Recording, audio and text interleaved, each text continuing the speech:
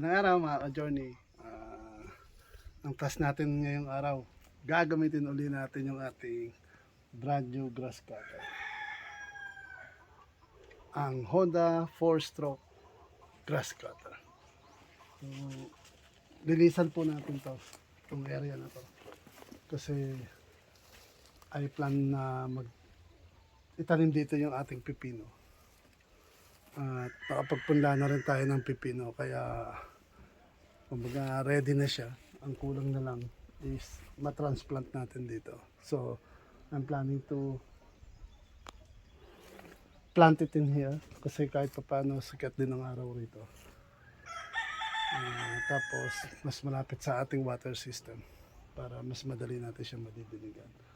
So nakita nyo lang, madam, hinintay lang natin dumating yung grass cutter natin para masimulan natin. Then kukultivate pa natin yung lupa, araruhin natin, saan natin matatransfer yung yung pipino. Pero ready na yung pipino, ready for transfer na. So land preparation na lang muna tayo para sa ating pipino. So samahan nyo ako para sa pag kakat na itong mga damo, and then the following day pagkatapos natin ikat to is land preparation. So try natin, yung ating kapitbahay merong naipangako na pwede niyang araruhin to. May kalabaw siya, tapos may pang-araro. So aararuhin niya to.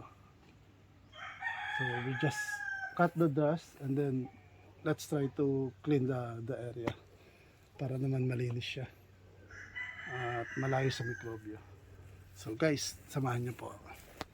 Start na lang natin yung grass cutter dito.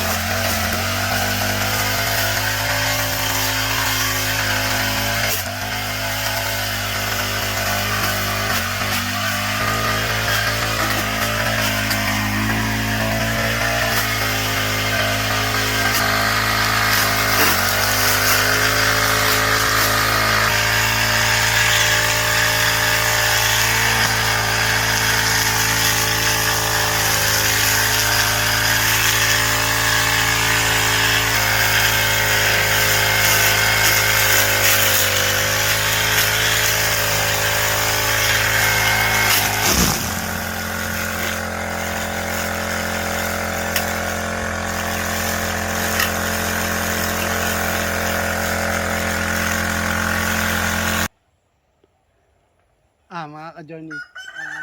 Ito na po, nalinis na natin yung almost one third ng area. So, tutuloy na lang natin to. Pati ditong side na to. Medyo nagiging complicated lang. Kasi may mga puno ng at bunga ng nyug na hindi natin napulot. So, kailangan natin siyang i-separate kasi tumatama siya sa blade. Tignan niyo po nangyari doon sa blade. Nagbengkong siya. Tapos may tinamaan na napakalaking bato. Buti na lang yung ibang bato. Buti na lang yung ibang bato na iwasan natin. So, I think kailangan natin i-clean pa. Though nag-clean na ako kanina, na medyo na-miss ko tong bato na to. Laki. Tapos, yung mga damo na pansin nyo. Ang lalaki ng kanilang ugat sa ilalim. So, tumatama yung blade. Tumatama. Kaya ito, nabungi yung ating blade. Bato, tapos yung malalaking ugat ba yan? Ayan ito pa lalaki. Kaya dapat mataga natin para ma-fully natin siya. Ma-cut yung damo. So, cut ko muna yung video for the time being. Magkakaroon na lang tayo ng second part para naman sa pagtatanim. Or sabihin na natin yung pag-cultivate natin na itong lupa. Yung pagpapaararo. So, yung part ng pagdadamo, siguro ako na lang magtatapos without the video. Pero bibigyan ko na lang kayo ng sulyap pagka natapos nating tabasin yung damo dito. So, lilinisin ko muna uli para makuha ko yung mga bunga ng buko. Tapos, tuloy natin pagkakat. So, hanggang dito na lang muna yung video natin. So, hanggang sa muli. Salamat po sa mga nanonood. At sa mga hindi pa nakakapag-subscribe, please do subscribe. And just hit the notification bell para lagi kayong updated sa video na i-upload ko. Thank you for watching. Have a nice day. Siya nga pala, bago ko i-end yung para dyan sa mga gusto magpa-test ng kanilang mga product. Open po ako para sa inyo. So, wait ko na lang yung comment ninyo para sa inbox for our further discussion. Salamat. Have a nice day.